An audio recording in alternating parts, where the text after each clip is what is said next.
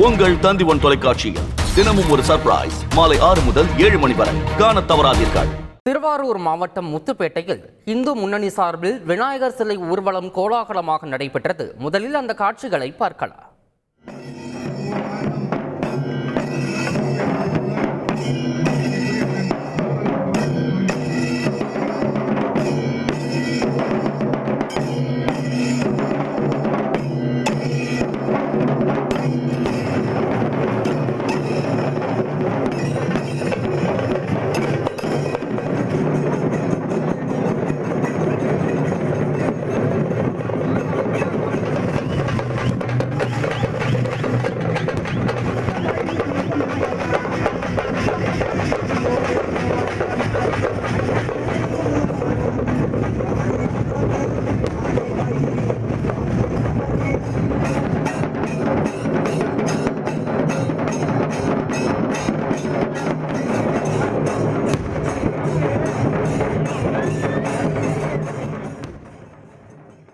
இது குறித்த கூடுதல் விவரங்களை நமது செய்தியாளர் அமிர்தலிங்கம் வழங்கிட கேட்கலாம். அமிர்தலிங்கம், வணக்கம்.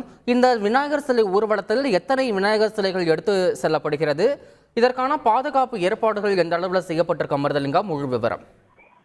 வணக்கம். விநாயகர் சதுர்த்தியை முன்னிட்டு திருவாரூர் மாவட்டம் திருத்துறைப்பூண்டி அருகே முத்துப்பேட்டையில் ஒவ்வொரு ஆண்டும் இந்து முன்னணி சார்பில் விநாயகர் சிலை ஊர்வலம் நடத்தப்படுவது வழக்கம். அதன்படி இந்த ஆண்டு 32ஆம் ஆண்டு விநாயகர் சிலை ஊர்வலம் தற்போது தொடங்கியுள்ளது. இந்த விநாயகர் சிலை ஊர்வலத்தை பாஜக மாநில பொதுச் செயலாளர் கருப்பு முருகானந்தம் துவக்கி வைத்தார்.